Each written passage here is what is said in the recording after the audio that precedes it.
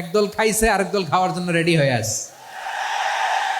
গত সপ্তাহে আপনারা জানেন কক্সবাজার আমার একটা প্রোগ্রাম ছিল, তো হেলিকপ্টারে গিয়েছিলাম। ফেনী জেলা যখন পার হচ্ছি আমি দেখলাম 3টা উইন্ড মিল চিনেন তো?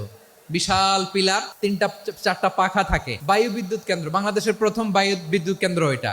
মুহুরী প্রজেক্ট বলে এটা, সম্ভবত মুহুরী প্রজেক্ট। তো সাগরের বাতাসের ঝাপটায় এটা ঘুরে এনার্জি হয়, ইলেকট্রিসিটি উৎপাদন হয়। তো আমি পাইলটকে বললাম, ভাই এগুলো থেকে কেমন ইলেকট্রিসিটি উৎপাদন হয়? কয় হুজুর একটু হয় না, কিছুই হয় না। কিছুই হয় না মানে?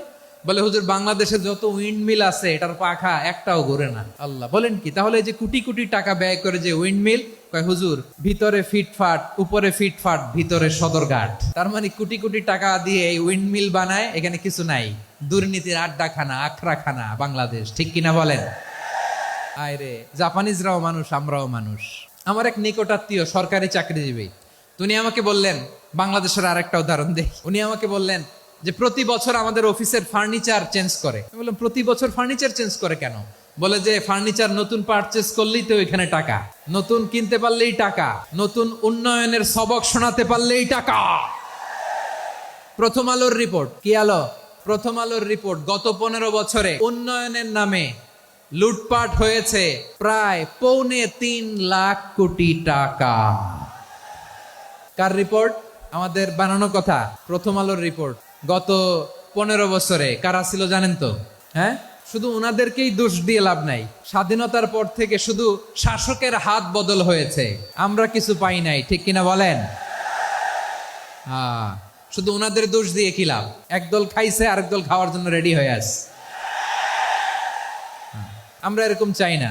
আমরা চাই স্বাধীন সার্বভৌম বাংলাদেশ। আমরা চাই দুর্নীতিমুক্ত বাংলাদেশ। আমি নিউজটা যে কতবার পড়লাম, এটা কি সম্ভব? 3.25 লাখ কোটি টাকা লুটপাট, মানে লুটপাট করতে করতে এদেশের জনগণকে ফুটপাতে বসায়।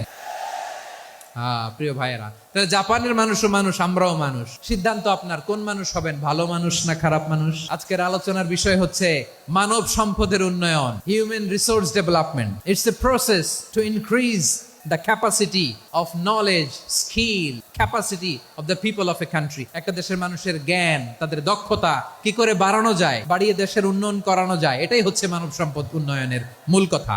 তাহলে মানব সম্পদ হচ্ছে একটা দেশের সবচাইতে শক্তিশালী পুঁজি। প্রাকৃতিক সম্পদ, খনিজ সম্পদের চেয়েও দামি হচ্ছে মানব সম্পদ। আমার প্রিয় যশোর, প্রাকৃতিক সম্পদ, খনিজ সম্পদের চেয়ে দামি সম্পদ কি সম্পদ? আল্লাহ তাআলা দয়া করে আমাদেরকে এই মানব সম্পদ দিয়েছেন। আসুন আমাদের এই মানুষগুলোকে আমরা সোনার মানুষ বানাই। রাজি আছেন তো সবাই? রাজি আছেন? মানুষ পারে না এমন কোনো কিছু